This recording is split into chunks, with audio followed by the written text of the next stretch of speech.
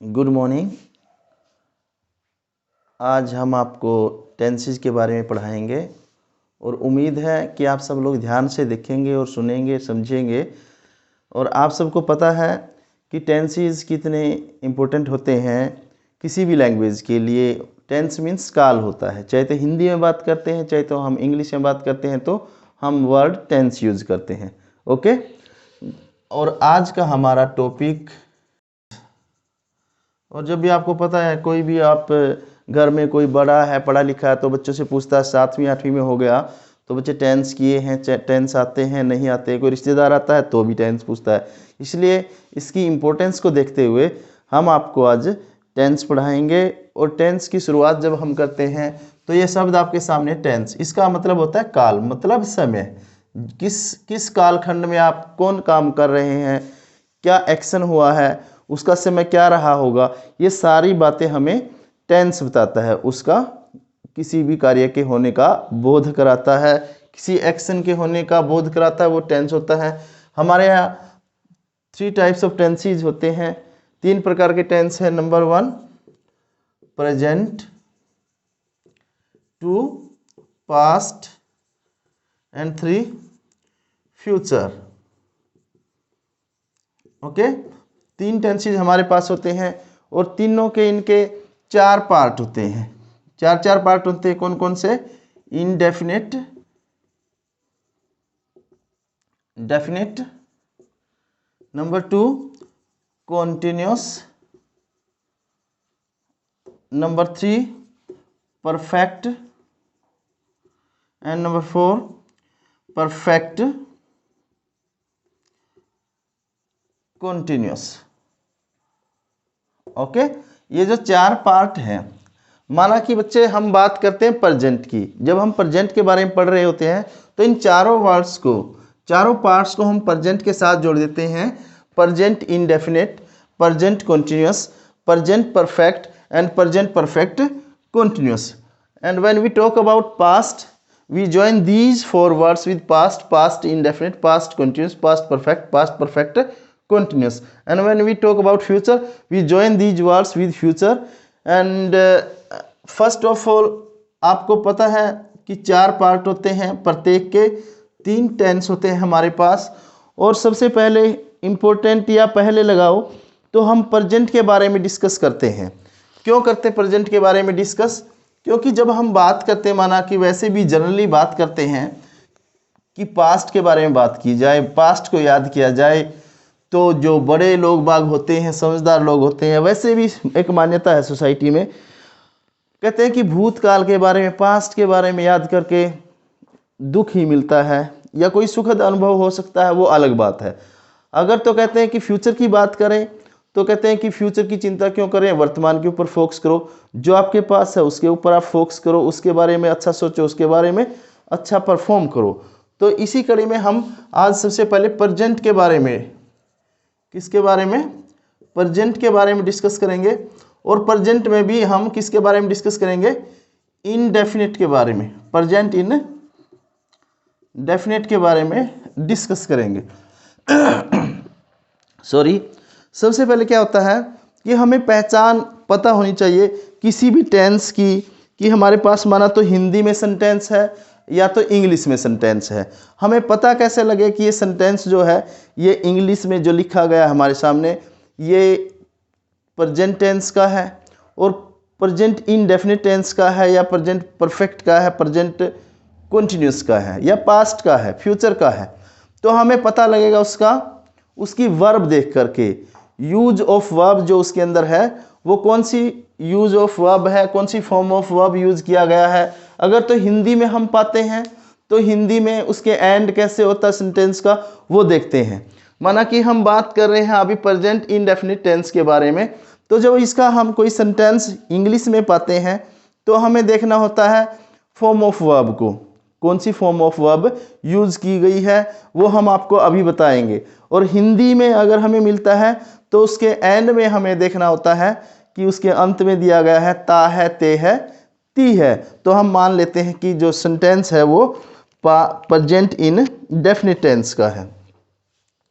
और इंग्लिश में मिलता है तो हम वर्ब देखते हैं, 3 फॉर्म ऑफ वर्ब होती है यहाँ पर, फर्स्ट, सेकंड और थर्ड, माना कि 3 फॉर्म ऑफ वर्ब हमारे पास होती हैं। और प्रेजेंट इंडेफिनिट में होती है कौन सी, यूज ऑफ वर्ब कौन सा होता है, फर्स्ट फॉर्म ऑफ वर्ब, और फर्स्ट फॉर्म के साथ एस और ईएस अगर तो लगा है, ये दोनों कॉम्बिनेशन जो है अलग अलग स्थिति में, अलग अलग कंडीशंस में हम यूज करते हैं। किसके बेस के ऊपर यूज करते हैं हम बच्चे, सब्जेक्ट के बेस के ऊपर। सब्जेक्ट, यहाँ पर भी हम सब्जेक्ट होता है तो किसी खास पर्सन के लिए, यहाँ पर भी कोई अगर तो प्रोनाउन, यहाँ पर भी प्रोनाउन यूज करते हैं डिफरेंट, तो हम डिफरेंट वर्ब यूज करते हैं, वर्ब कॉम्बिनेशन यूज करते हैं, आगे बताएंगे ये चीजें भी। और यूज ऑफ हेल्पिंग वर्ब, कौन सा, हेल्पिंग वर्ब। यहाँ पर हेल्पिंग वर्ब हम डू और डज यूज करते हैं। डज हेल्पिंग वर्ब यूज हम उन कंडीशंस में करते हैं जिनमें हम वर्ब की फर्स्ट फॉर्म के साथ एस और ई एस यूज करते हैं। और डू हेल्पिंग वर्ब हम यहाँ पर जब करते हैं जब हम यहाँ पर वर्ब की फर्स्ट फॉर्म विदाउट एस और ई एस यूज करते हैं। राइट है, आपको ये बात समझ आ गया होगा, use of verb and use of helping verb. अब हम आपको बताना चाहेंगे सबसे पहले कैसे कि ये जो वर्ब की फर्स्ट फॉर्म है ये किन कंडीशंस में यूज करते हैं, और ये वर्ब की फर्स्ट फॉर्म के साथ एस और ई एस हम किस कंडीशन में यूज करते हैं। ये हम यूज करते हैं जब हमारे पास सब्जेक्ट किसी सेंटेंस में थर्ड पर्सन सिंगुलर हो, तो ये हम कतई यूज नहीं करते। हम कौन यूज करते हैं, वर्ब की फर्स्ट फॉर्म के साथ एस और ई एस यूज करते हैं। अगर तो हमारे पास सब्जेक्ट फर्स्ट पर्सन और सेकंड पर्सन है तो हम वर्ब की फर्स्ट फॉर्म यूज करते हैं विदाउट एस और ई एस। जैसे कि मैं एक एग्जांपल लिखूंगा, आई गो टू स्कूल डेली। ये सेंटेंस जो है ये प्रेजेंट इंडेफिनिट टेंस में लिखा गया सेंटेंस है। यहाँ पर हमने गो वर्ब यूज किया है। ये क्यों यूज किया है, क्योंकि हमारे पास सब्जेक्ट जो है ये फर्स्ट पर्सन सिंगुलर है। फर्स्ट पर्सन चाहे तो प्लूरल है चाहे तो सिंगुलर है, कोई फर्क नहीं पड़ता है, हम first form of verb he use करते हैं। अगर तो माना यहाँ पर हमारे पास सेकंड पर्सन है, सेकंड पर्सन हो गया, ये सेकंड पर्सन यू हो गया। अगर तो यू है तो भी हम वर्ब की फर्स्ट फॉर्म यूज करेंगे विदाउट एस और ई एस। अगर तो हमारे पास इनकी जगह माना कि यू और आई की जगह पर हमारे पास थर्ड पर्सन सिंगुलर, चाहे तो कोई नेम है थर्ड पर्सन में, चाहे तो थर्ड पर्सन प्रोनाउन है, जैसे ही, सी, इट, यहाँ पर ही हमने लगाया है या सी यहाँ पर हो सकता है, तो हम यहाँ पर वर्ब की फर्स्ट फॉर्म यूज करेंगे। अगर करेंगे तो गलत हो जाएगा क्योंकि यहाँ पर एस और ई एस लगाना होता है। अगर तो हमारे पास थर्ड पर्सन सिंगुलर है, he, she goes to school daily, right है। अगर तो यही सेंटेंस हमारे पास है और नेगेटिव फॉर्म में है तो फिर हम कौन सी हेल्पिंग वर्ब यूज करेंगे, डू और डज में से, ये भी पता करना हमने जरूरी है। अगर तो हमारे पास ये है तो डज हम हेल्पिंग वर्ब लगाएंगे, डज नॉट। एक बात और आपने ध्यान रखनी है, आप हेल्पिंग वर्ब प्रेजेंट इंडेफिनिट में या तो इंटरोगेटिव फॉर्म में यूज करते हैं या तो आप यूज करते हैं नेगेटिव फॉर्म में, क्योंकि अफर्मेटिव फॉर्म में हम हेल्पिंग वर्ब यहाँ पर यूज नहीं करते हैं प्रेजेंट इंडेफिनिट टेंस में। जैसे कि हेल्पिंग वर्ब हम कंटिन्यूस में, परफेक्ट कंटिन्यूस में हेल्पिंग वर्ब यूज करते हैं, लेकिन प्रेजेंट इंडेफिनिट में हम हेल्पिंग वर्ब अफर्मेटिव सेंटेंस में नहीं यूज करते हैं, बजाय नेगेटिव और इंटरोगेटिव की। यहाँ पर इंटरोगेटिव सेंटेंस हमारे पास है, he does not go to school daily. अब यहाँ पर हमने क्या यूज किया है, डज नॉट यूज किया है। यहाँ पर नोट अकेला यूज नहीं किया है, गो हेल्पिंग वर्ब।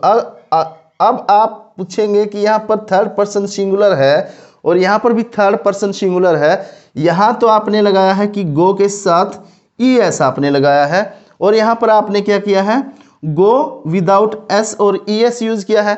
इसका कारण ये है बच्चे, हमारे पास जो हेल्पिंग वर्ब है डू के साथ हमने ई एस यूज़ किया है हेल्पिंग वर्ब के साथ। यहाँ करने की ज़रूरत नहीं है, बिकॉज वी हैव ही माना कि थर्ड पर्सन, चाहे तो कोई नेम भी हो सकता है। यहाँ पर माना कि मैंने बलवान लिखा है, यहाँ पर बलवान गोज़ टू स्कूल, बलवान गोज़ टू स्कूल डेली, बलवान लिखा है, तो क्या हो गया, ये भी थर्ड पर्सन सिंगुलर है, ये नाउन है बलवान, ये ही क्या है, प्रोनाउन है। तो प्रोनाउन और नाउन में कोई फ़र्क नहीं है, क्योंकि प्रोनाउन भी नाउन की जगह पर ही यूज होता है। समझ में आया? अगर तो यहाँ पर हम सी लिखेंगे, अगर तो हम यहाँ पर नेगेटिव सेंटेंस हमारे पास है, तो हम क्या करेंगे, आई है माना कि फर्स्ट पर्सन है, तो हम helping verb do not use करेंगे, do not go to school daily. Okay, समझ आ रही है ना बात? चलो मैं आपको और कुछ भी थोड़ा सा आंकड़ा मैं देता हूं। आपने कहां पर ये तो मैंने आपको ये एक सेंटेंस दिया था, मैंने एग्जांपल आपको दिया है कि प्रेजेंट में आप फर्स्ट फॉर्म ऑफ यूज किन कंडीशंस में करते हैं और फर्स्ट फॉर्म के साथ एस और यस किन कंडीशंस में करते हैं। अब आप किन कंडीशंस में प्रेजेंट इंडेफिनिट टेंस का प्रयोग करते हैं? आप करते हैं, माना कि यूनिवर्सल ट्रूथ है कोई, अगर तो यूनिवर्सल ट्रूथ आप बता रहे हैं तो आप प्रेजेंट इंडेफिनिट टेंस का यूज करेंगे, यानी कि फर्स्ट फॉर्म ऑफ वर्ब का यूज करेंगे।